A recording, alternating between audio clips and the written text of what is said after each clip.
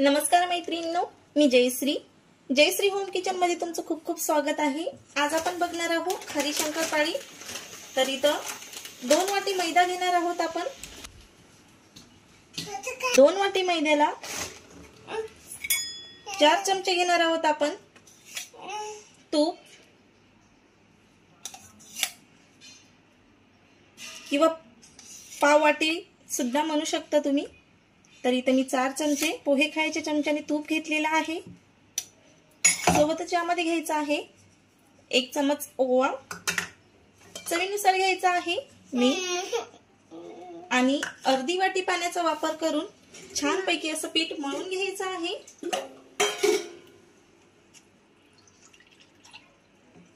तर त्याआधी आपण हे छान पीठ एकजीव करून घेऊया। तर इथे बघू शकता तुम्ही छानपैकी आपलं पीठ एकजीव करून झालेलं आहे आणि इथे मी अर्धी वाटी पाणी घेतलेलं आहे। तर छानपैकी असं पाणी घालून आपल्याला पीठ असं घट्टसर मस्त मळून घ्यायचं आहे। इथं अर्धी वाटी पाण्याचा वापर करत आहे। तर पाणी थोडं थोडं घालूनच आपल्याला पीठ मळून घ्यायचं आहे। तर 2 वाटी मैद्याला अर्धी वाटी पाणी परफेक्ट आहे। तर छानपैकी आपण पीठ मळून घेऊया। तर इथे बघू शकता छानपैकी आपलं पीठ असं मळून झालेलं आहे। तर मला अर्धी वाटी वर 1 चमचा पाणी लागलेलं आहे। तर 1 ते 2 चमचे पाणी आपल्याला कमी जास्त लागू शकतं। तर छानपैकी असं पीठ मळून झालेलं आहे। तर इथं पीठ बघू शकता अतिशय छान असं आपलं मळलं गेलेलं आहे आणि अजिबात हाताला सुद्धा कुठे चिटकलेलं नाहीये। तर अशा पद्धतीने याचा गोळा घ्यायचा आहे आणि छान ते चपातीच्या साईजला असं लाटून घ्यायचं आहे। तर आपण हे गोळा चपातीच्या साईज मध्ये लाटून घेऊया। तर छानपैकी याची चपाती लाटून घेऊया। तर छान अशी मी पोळी लाटून घेतलेली आहे आणि पीठ न लावताच ही पोळी लाटून घेतलेली आहे। तर यावर आता आपल्याला तूप लावायचं आहे। तर सर्व बाजूला आपण यावर तूप लावून घेणार आहोत अशा पद्धतीने। आणि यावर आपल्याला पीठ भुरभुरायचं आहे। मी दाखवते तशा पद्धतीने। तर इथं बघू शकता तुम्ही अशा पद्धतीने आपल्याला पीठ भुरभुरायचं आहे।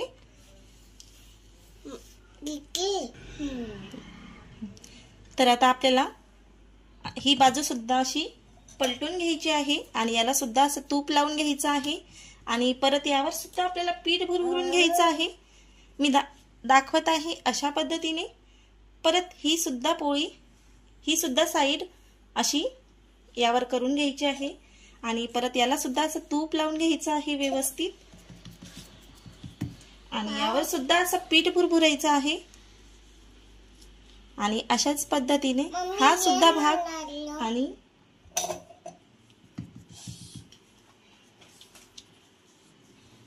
परत हा सुद्धा भाग असा आपल्याला पॅक करून घ्यायचा आहे आणि याची छान अशी आपल्याला पोळी लाटून घ्यायची आहे चौकोनी साईजची। तर आपण पोळी लाटून घेऊया। तर हलक्या हाताने आपल्याला छान अशी चौकोनी साईज मध्ये ही पोळी लाटून घ्यायची आहे आणि जास्त पातळही ठेवायची नाही। तर मस्त अशी पोळी लाटून घेऊया। तर असे याला कट मारून घ्यायचे आहेत आणि हव्या त्या साईज मध्ये ही शंकरपाळी आपल्याला कट करायची आहे। तर तुम्हाला हव्या त्या आकारामध्ये तुम्ही हे कट करू शकता आणि मीडियम गॅसवर आपल्याला ही फ्राय करून घ्यायची आहे। तर तेल मी आधीच तापवायला ठेवलेलं आहे।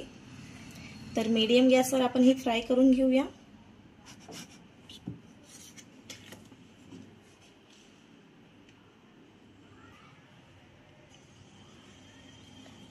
तर गॅस आपला मीडियम आहे आणि मीडियम गॅसवर अशी शंकरपाळी आपल्याला छान अशी फ्राय करून घ्यायची आहे। अतिशय छान अशी खुसखुशीत शंकरपाळी होती ही।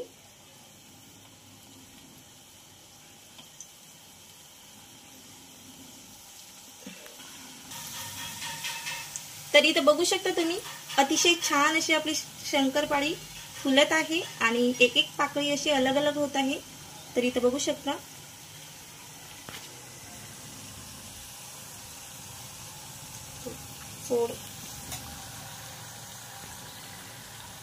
तर मीडियम गॅसवर आपल्याला छान अशी आपल्याला ही शंकरपाळी फ्राय करून घ्यायची आहे। तर इथं बघू शकता कळ्या एकदम छान अशा फुलत आहेत आणि खायला एकदम टेस्टी आणि कुरकुरीत होती, खुसखुशीत होतात।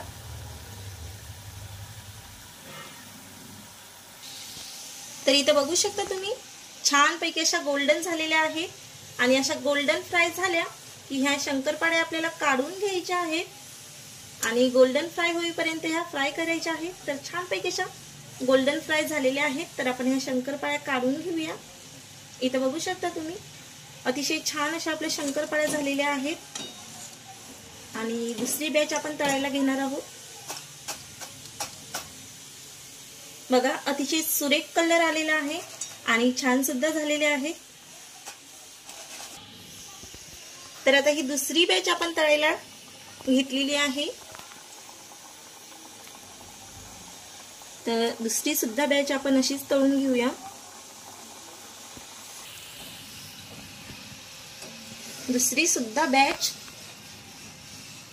छान पैकी अशी तळून झालेली आहे। तर इथं बघू शकता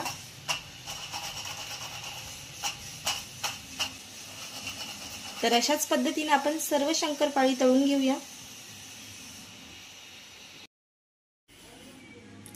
तर रेडी झालेली आहेत आपली खारी शंकरपाळी।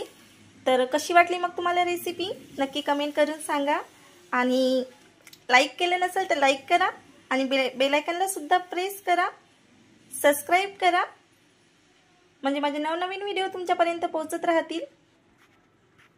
तर इथं बघू शकता तुम्ही, मी तुम्हाला दाखवते अतिशय खुसखुशीत अशी झालेली आहे। बघू शकता तुम्ही, परत दाखवते मी तुम्हाला, हे बघा अतिशय खुसखुशीत अशी आपली शंकरपाळी झालेली आहे आणि सांगितलेलं प्रमाण एकदम परफेक्ट आहे। तर अशा पद्धतीने तुम्ही नक्की ट्राय करा आणि तुमच्या सुद्धा शंकरपाळ्या कशा झाल्यात ते मला नक्की कमेंट करून सांगा। तर भेटूया नवीन रेसिपी सोबत। धन्यवाद।